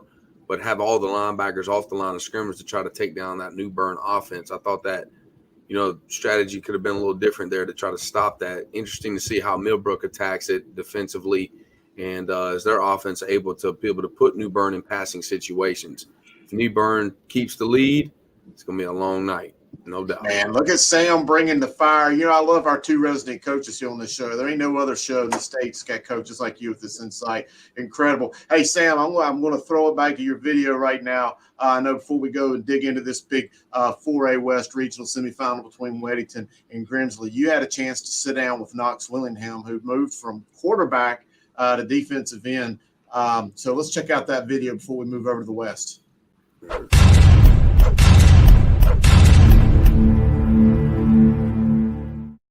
We're in the game, frontline warrior. We got Knox Willingham. Tell us a little bit about your game today. I thought you did everything. Like normally, frontline warriors are strictly O-line, D-line guys. This guy was fighting for a quarterback position before the season, correct? Right. This guy's putting his hand in the dirt and made a bigger impact than he's ever done in an entire game. He rushed for a touchdown, passed for a touchdown, but made the biggest impacts on defense, setting the line of scrimmage. Tell me about your game you did. All glory to God. I can't do it without my teammates. My teammates, they get me through it. Defensively, we played a hell of a game. We stopped the run. You did. That's what you we set focused the on edge. all week. You do a great job of using your hands, setting the edge, moving men against their will.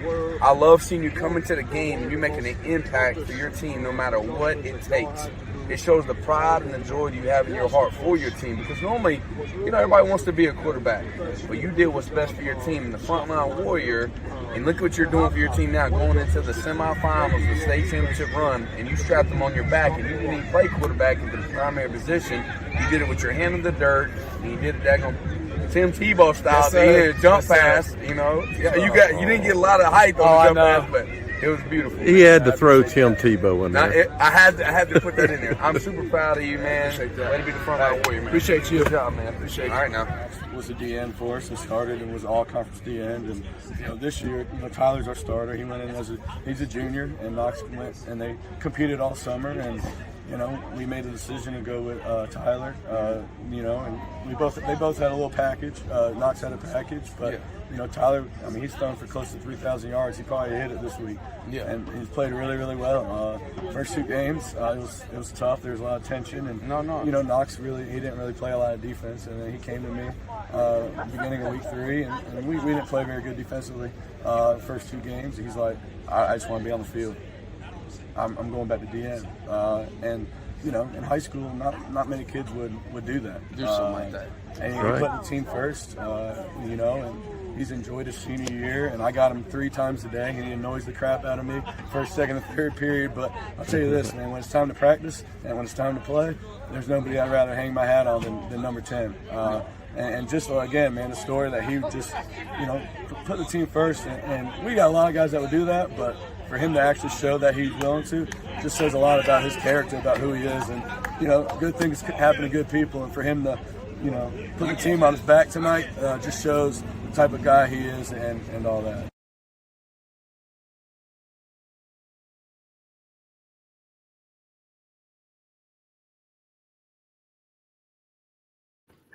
Hey, great job, man, on that. Hey, before I throw it to you, Dale, you're our resident expert in this game.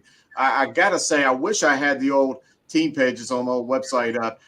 I think, and this may be an underrated stat, but Coach Andy Capone, given his age, he might have the highest winning percentage of anybody I know of. His winning percentage of Weddington's got to be somewhere upwards around 89, 95%. Incredible what he has done there.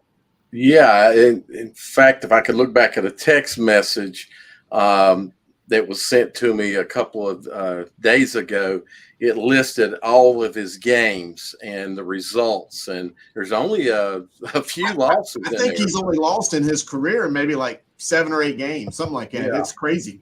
It's right. It's a handful, you know, maybe a little more than a handful of losses. I would put him right up there with like Mike Brodowitz in terms of winning percentage, just being insanely astronomical, like up there in the 90s. I mean, and the championships and stuff they've won, and Capone's age, you know, if he wanted to stick around and do this as long as Tommy Knotts has done, he could obliterate those records. So good on him. But hey, we talked about this big time game, Weddington traveling up to Jameson Stadium at Grimsley. Dale, I'm gonna throw it right back to you. You're right in this. Sure. I'm gonna just add to that. I remember watching him play. So as I had Carolina varsity, he was a player over at Sun Valley.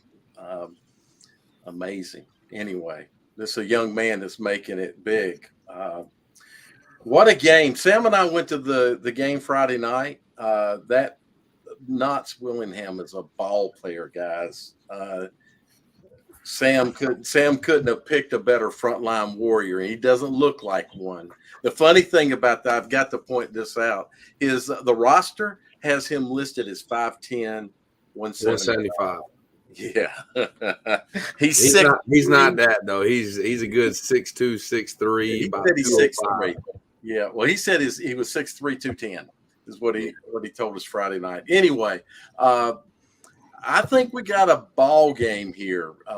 Weddington, unfortunately, I've just seen Grimsley in film, and I've seen Weddington in person a couple of times. And, you know, as always, this is a solid team that doesn't make a lot of mistakes, and techniques their fundamentals are sound on the field. I think from what we've seen, and Grimsley's offense is able to put up some big time points and some big time plays, and they have beaten 3 Mecklenburg County teams, which is and 3 powerhouse Mecklenburg County teams, 2 of them who have you know, at some point in the past been to state championships. So it's a game that I see a comment in there about switching a pick, and I'm with you, dude. It's when I left this game and I made this pick, this is a hard game to pick. I don't know what more to say other than this is going to be a phenomenal game. Whoever goes to it, that Weddington defense is solid. There are ball players on both sides of the ball. They're going to be able to play with Grimsley. I don't think Grimsley's going to run away with this game. I think Grimsley on paper is the favorite team in this game. They're playing at home. They haven't seen a defeat this year. I think Weddington is a team that you do not want to play later and later in the year. They get better and better, and they figure themselves out. Like the quarterback going to defensive end, finding their leaders where they put them. They have a staff that really pours into this team and gets the most and squeezes them squeezes out every bit of daggone ounce of ability they have, and then they're a tough team to beat. I think this is going to come down to, I think, like I said, on paper, Grimsley is going to be the favorite.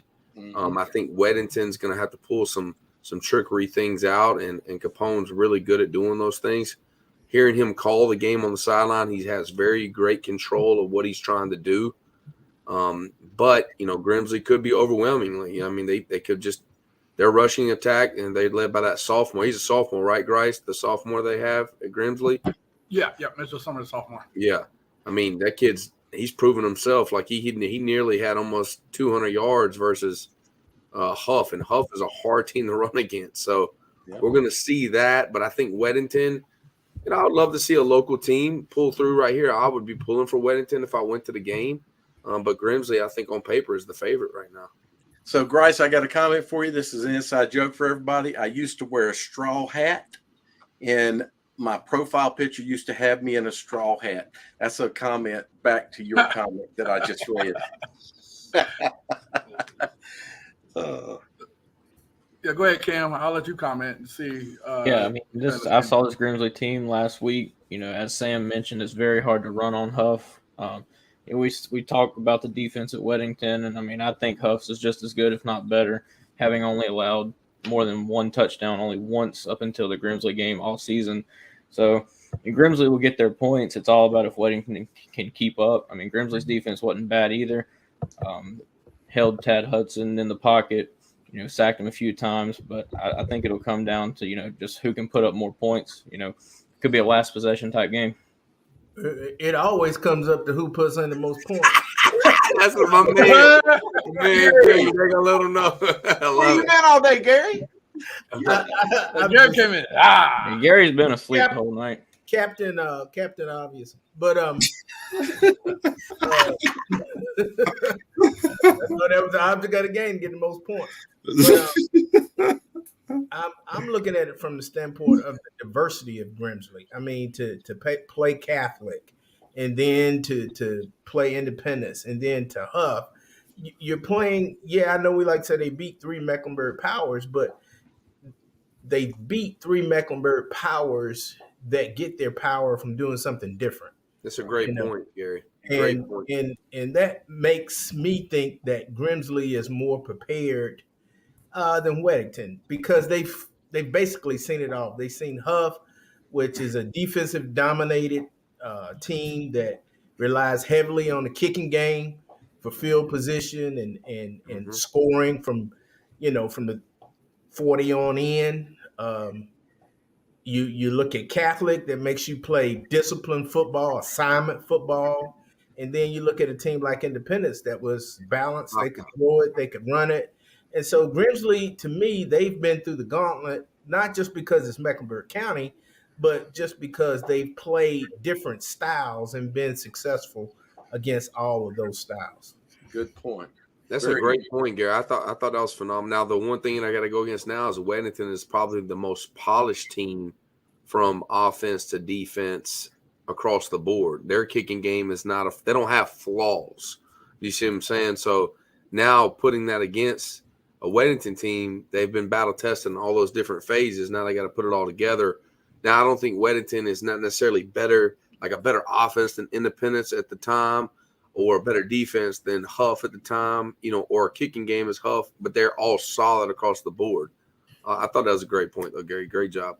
Well, Weddington has hit similar types of teams when you look at it. They just went through ACR.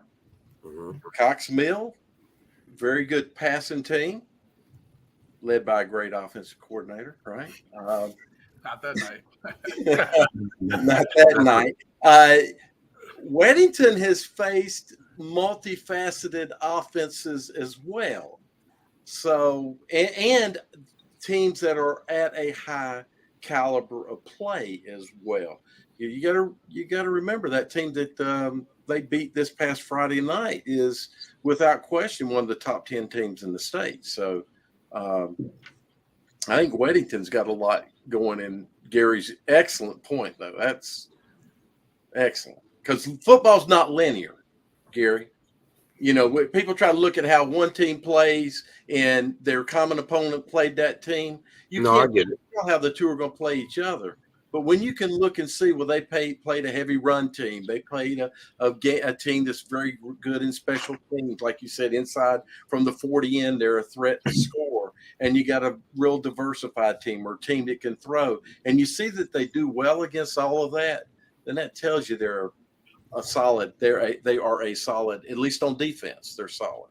Mm-hmm. Yeah, and I think with this game, you know, you look at two teams. Like I always call Weddington, a team of ruthless efficiency. I've said this to my kids before. I was like, if I needed a kid to go from the 50-yard line to the field house without talking to anybody and do it 100 times, I feel like Weddington has more kids that can do that than you. Like they don't talk to their friend, they don't see a girl, they get off track. Mm-hmm. They're that team on the field that just does what they're supposed to and execute. Big thing we saw, we played them in the rain. You didn't see like the drop ball, like we looked like we were playing in two different games. Like we looked like we were the team playing in the rain. They looked like they were the team in the 70-degree day, honestly. Well, like that's the difference for Grimsley. Grace, that's the thing about their whole athletic culture. It's Agreed, the same way in basketball. Yeah, I mean, I'm with you. They're the same way in basketball. You know how you talk about how disciplined they are in football. They're the same way in basketball, and that must be the culture of their athletic program. And it is, I think, and I think it's the outside of CMS. Hey, they, again, we see them middle school. They have their middle school team. They play 7-on-7 together. Their high school team. You'll see the varsity quarterback, leading and calling plays for the JV, team that's out there, the middle school team that's out there. They've really built a culture of sports out there that involves with, hey, we're here. We're going to make this the best with what we have and who's out there. I mean, I've seen kids transform from being a lanky 180-pound kid to, the tight end Dale number 1 you're talking about. I literally walked to him on the field and said, "You've been eating."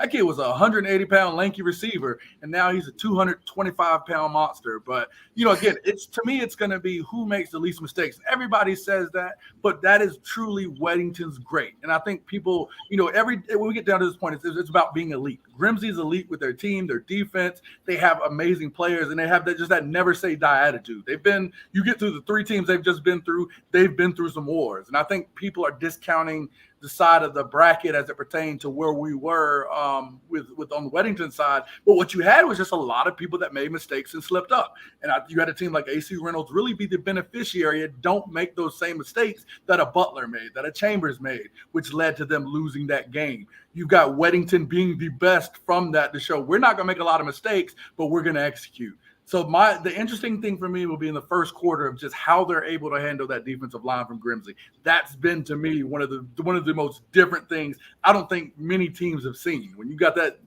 boy, I think he's going to Georgia or going wherever he wants to. But yeah, you have to deal with him for 4 quarters. That was the thing in that Huff game. Huff's been dominant for the most part up front until they played a guy like that. So I'm excited to see this one again. I think it'll be a fun game, but I think it'll be an interesting game to start off. But again, we've been talking again. It's been a great wrap up, Guru. You've been, magisterial per usual of walking us through these four classes. Let's go ahead and get to fresh faces so we can talk from Murphy to Manio, see some people that you may not know about.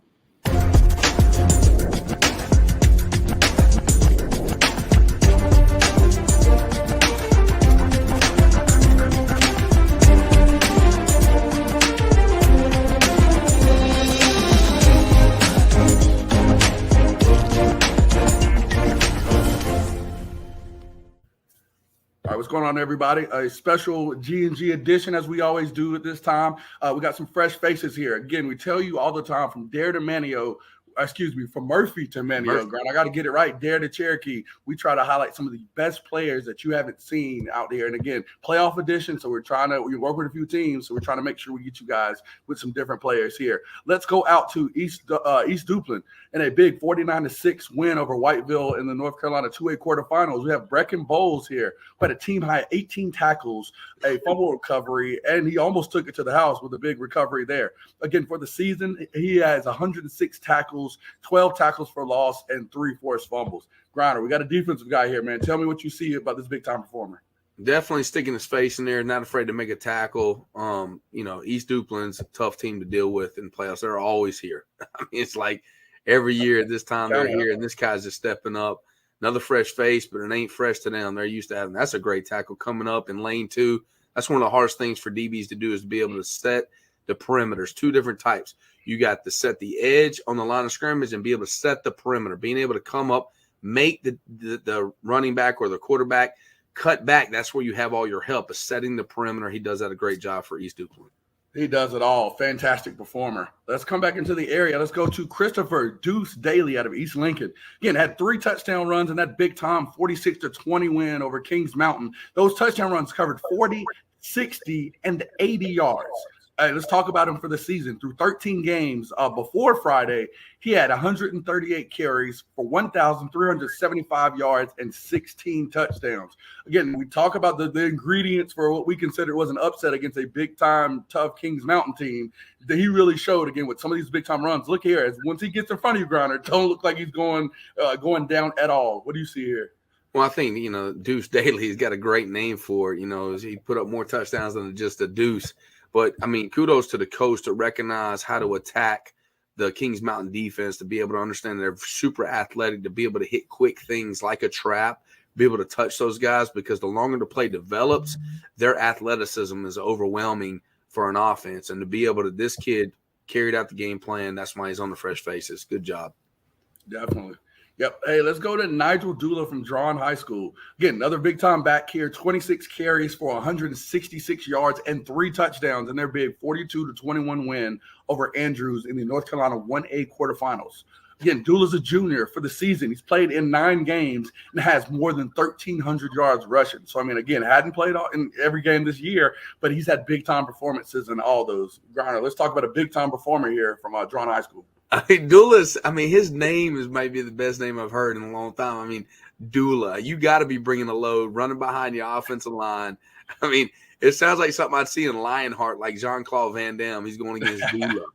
I agree. Again, guy that we know is out here doing it. Again, you see it out of the backfield, a guy with that versatility to catch that ball, get outside, and make some big things happen. So, he's been doing some good stuff here. We're happy to be able to highlight him. Let's take it down east for our last fresh face. We have Corbin Kerr from Wallace Rose Hill. Hey, in a big 48-14 win over Princeton in the North Carolina 2A quarterfinals, Kerr had 16 rushes for 192 yards and 4 touchdowns. Again, you talked about Wallace Rose Hill. I always said that they've played some tough teams. We knew that they would be battle tested and ready in this game, and boy, did they show it, Griner. Yeah, Corbin right here, he does a great job. This guy is going to play at the college level. You can tell when he runs, he gets his shoulder pads over his toes. So right at the contact, you see that on some of his bigger runs, he's really good at getting them shoulder pads down square and be able – that's a hard guy to bring down. And not one arm tackle. It normally is going to take 2 or 3 to bring this guy Corbin down. How lucky do they get? They had Kanye Roberts, who stole the show in the loss of the state championship last year. That's at App State ready to go. Now you bring in a Corbin Kerr. They have an embarrassment of riches out there in teaching North Carolina and Wallace Rose Hill. Glad we could highlight another guy. No doubt. Griner, hey, that was another incredible list of fresh faces. We tell everybody, hey, you have a big performance, maybe not gym worthy, but you're showing that I'm somebody that everybody needs to be aware of. Reach out to Ed Observer Preps. Reach out to me at Coach Jay Grice. Reach out to Ed Langston Wirtz Jr. Hey, it's playoff time. We're getting down to the nitty gritty, Griner. So we like being able to highlight a lot of guys, as we say, from Murphy to Manio, from there to Cherokee, Griner. That's it, brother. All right, man. Great job out there. You see us right here in the 3 shot. We know what time it is. It's time to lock that door. Welcome to another edition of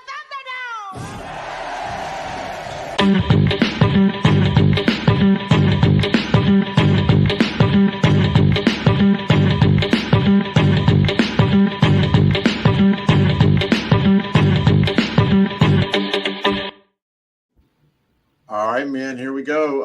Another round of coach versus coach going into the state semifinals. Coach Griner, I guess you're going to defer, right? Yeah, we kicking the ball right now. All right, Coach Grice, this first question here, coach versus coach, is to you. What would a fair way be for North Carolina to improve the high school football spring practices? Should they consider real games to allow these schools to make some money? Come on, man. These are great questions, but I don't think these are questions that me and Griner are going to be able to yell at each other about and go on the other side. I mean, it's a no-brainer. They absolutely should do it. And the reason I say that is because we have the test case that already exists. You know, I don't need Alex in the back whining about education-based athletics. I don't give a crap about that. If we want to get these kids in positions where they can receive free money, scholarships, it allows for these guys to have contact in some limited form. I'm not saying we go out there and go full bore, but if we're able to go out there and have games, you know, be able to play, I'm able to schedule against Griner's West Charlotte guys at his brand new stadium. What better way to open that stadium during the spring period where college coaches and scouts can come out there, watch our guys in action, and actually be able to get out there and see them live rather than during the hustle and bustle of their own season. This would be great for that perspective. Also, what better fundraiser is there than to get guys out there, to get the stands full, everybody excited. Griner's going to probably have the daggum radio station out there, you know, spinning, mixing. It's going to smell wonderful like funnel cakes and fried fish out there. I'm excited just talking about it. Imagine how much money we could raise for our programs that badly need the money and how we can get our kids better looked and keep them comparable on the stage like South Carolina and Georgia. Yeah, I mean, how can you choose the other side of this question? I mean, honestly, we need to be prepared, even if it's just 10 days, even if it's just 10 days of contact. It helps our kids get recruited. It helps our juniors. It helps out our sophomores. This is a great time for where the colleges come and visit, and we're way behind. Like, they all go visit the South Carolina schools. They pop by during the school day to see our kids and take them out of the classroom, you know, and I know that Alex is going to be upset about that. Don't take them out of our class. Come see them at our real practice when we're hitting, and we'll get the fish fry going, like you're saying. And if you don't have teams big enough to, you know, inter-squad scrimmage, like, you know, like a gold maroon night, then you go across the street and you have a battle with someone that has the same abilities that, you know, you might not have. You can go 11 on 11 with yourself, but you can actually go against, you know, Harding down the street or West Meck or something like that. You know, we can bring the trophy back out if they want to. We can do something. It'd be fantastic. Absolutely agree. Unfortunately, our state just don't see the benefits of that. And, you know, I don't think it's the skill players who are losing. You know, they get so much action during the summer with 7-on-7s. Yes. You agree. Our linemen, they need it. Yeah. And I want to answer Dale's point because Dale had a fantastic question there. He's saying, you know, would it hurt other spring sports? And actually it doesn't. Like, if you go back and look at our spring period, you know, pretty much we don't get started until the conference track meet. I know for one, you know, already goes. And two, if a guy is participating in spring sport, he can't participate in spring football. That is the rule. That is, even if it's not an official rule, which I'm almost certain it is, it's an unwritten rule from the coaches that you see every day and whatever. Like, our baseball coach helps out and, you know, during the football nights and does whatever our AD needs. I'd be like spitting in his face for me, but oh, tell one of your players, come over here and spring workouts and don't let them participate in the key moment of your season, you know. So I think we would alleviate a lot of that, and a lot of our players that, because like you said, the linemen are the one that need the work, you know, and those are the guys a lot of times that in the spring are throwing the shot put or doing something that isn't state qualifying or whatever. So I think it keeps everybody active, but out of the way of other sports. I agree, man. 1,000%. All right, let's stick with it here, Coach Griner. This is coming back to you. Question 2. Should the Panthers name Steve Wilkes as the permanent head football coach, or is it too soon to jump to that? And I hope he gets to watch this. 100%, I think they should name him the head coach. I think his organizational skills have been fantastic. I actually took my daughters to the game Sunday. It would have been nice if Grice would have went with me. I asked him at the last second. He turned me down. Just want everybody to know that on the show. I called someone last second. I mean, I called you like an hour and a half before. It's no big deal, but no big deal. It's all right. The deal is this. Steve Wilkes has everything you need as a head coach in the NFL. What I want this Panther owner to do is to be the first ever to hire an offensive coordinator. If we're not satisfied with our offense, you know, we're going to probably do something in the draft or figure out this quarterback situation. I don't know about that yet. But defensively, unbelievable. Organization, unbelievable. Can we pay an offense coordinator, the highest offense coordinator in the NFL, and maybe we pull a Bellinemi from, you know, the Chiefs or something like that? Say, hey, I might not be a head coach right now, but you know what? I'll go make double and be an offense coordinator at the Panthers. Something of that nature, I would love to see it and keep Wilkes at the helm. Man, I keep Wilkes away from this daggum franchise. Man, y'all ruin everybody. Keep him away. Don't name him. I don't want to He's name born and raised here. They're not gonna give him a fair shot. No, he doesn't have a They're quarterback. gonna give him a fair shot. He has nothing. You guys are rotating quarterbacks every week. You're spinning the wheel. And we know that. Sam Darnold. That works this week. Next week he's gonna go 3 for 10, 50 yards passing. Oh, boop, PJ Walker. All right, we're gonna start PJ Walker this week. No, get him away from this franchise. I'm sorry. I would love for him to be here. Wilkes. Great story. I hope they don't name him so he can go find a job with a better, more. He wants to be here. West Charlotte bred. He can come back and visit. He can go back and visit. No, West Charlotte bred. West Charlotte bred. He daggone wants to stay here. He daggone call 4th and 1. Amazing call at the certain time. Got it. Pushed them through the game. I want Wilkes as the Panthers head coach. He knows about the tradition. He's been here before. He knows about keep pounding. The whole deal. The tradition is representing with Steve Wilkes. The guy's Charlotte bred. I want him to stay. All right. There you got it. All right. Final question here tonight. Coach versus coach. Coach Grice, sticking with you here in this one. Should all playoff officiating crews be assigned by the independent supervisor? You know, currently games before the state quarterfinals include officials assigned by the regional supervisor, the higher seeded teams. Should all the playoffs be associated by the independent regional supervisors? You're up, Grice. Yeah, I mean, I think that, you know, everybody wants to nitpick about the different associates and different stuff like that. It ain't like you prefer the ones that are from your area. I think that always kills me. Everybody's like, oh, I love the guys from my area. You complain about them all year. We had a freaking segment about Griner with West Charlotte and West Mac. You're sitting here, you know, you guys are tearing down one of the best crews we have for one guy being shielded in a tough situation. It ain't like you like the Charlotte officials here to say, oh, we want those Charlotte officials there. I do think that assigning guys, because again, it's not just assigning those to the seat of the higher team, because when you have the 7-man officials, we have some people here that were doing games out at South Point that were traveling down east to do games. So it's not that just the Charlotte teams are only working for the Weddington home games in the playoffs here. So you have guys that are being dispersed out to different areas. I do like it as it does provide an opportunity for guys from different areas to officiate your games. I think the Weddington, what was that? Weddington AC Reynolds this week. They're from Greensboro. Yeah, they're from Greensboro. So I mean, you have guys from different areas. They could care less if Weddington or AC Reynolds wins the game. I like having guys from different areas because I think it eliminates that thought of just impropriety or anything funny going on. They don't have any feel of who's what or any just tendencies or preconceived notions about a team or a program. They just go out there and do their job. Yeah, this is I don't want to get in trouble on this question, but I'll say it this way. I've seen the last 2 officiating crews that I've seen. I think they get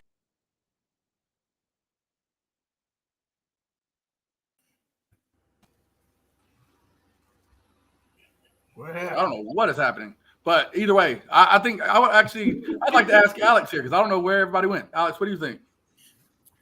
I am a proponent of that. What I will say, and I just dropped something in the chat, this is going to become an even more formidable challenge because the NCHSAA Board of Directors are meeting this week. And the Board of Directors has looming over it the specter of a basketball officials strike if action is not taken to implement a pay raise or a raise in game fees for basketball officials. So if we carry that over to football, which inevitably would happen at some point, then that's going to be a pretty formidable challenge. I do think that going to independent regional supervisors assigning officiating crews for all playoff games would enhance the neutrality across the board and would be another means of leveling, well, it's never perfectly level, but contributing to a leveler of a sense all the way through, that every school is going to be in this predicament, whether you're a 6-time defending state champion or whether you're in your first ever state playoff game. So I am a proponent of it, but let's pay attention to this week's NCHSAA Board of Directors meeting and what happens with the basketball officials situation. Because if there is a basketball officials strike in January, then inevitably it's going to carry over to football in some way or some shape or fashion, and this will be an even more formidable goal to achieve. It should be noted also that officials right now, they're graded. They were graded through the season, and they had to reach, the top graded officials were allowed to officiate in the playoffs. So not everyone's available. So it's not like we can a coordinator of selecting officials for a game can say, I'm going to pick this official. His pool is more limited by that grading. And just a few other things, because I know this is a concern about the quality of officials and the if there might be some bias to officials.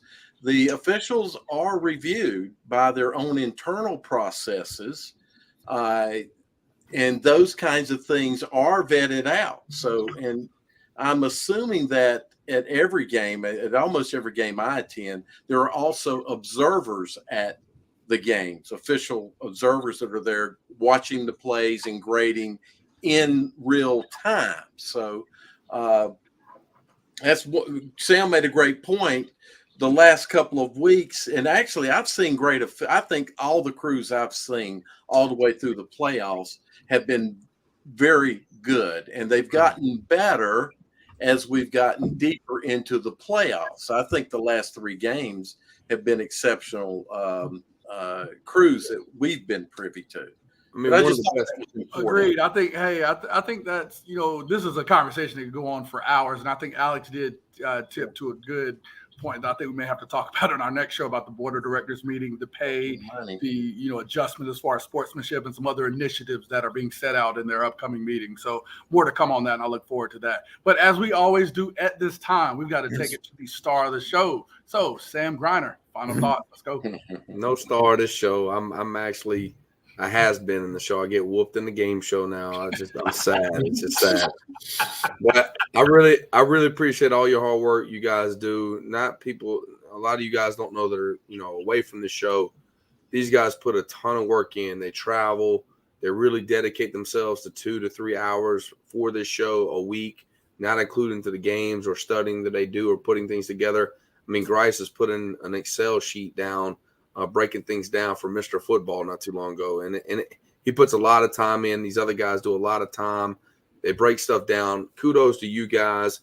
We do not get paid for this. If they do, I will find out because I'll be pissed off because I don't. But other than that, we're open for donations for the future. But nah, great job talking preps. Proud to be a part of the show. Langston, to all the rest of the crew, appreciate you.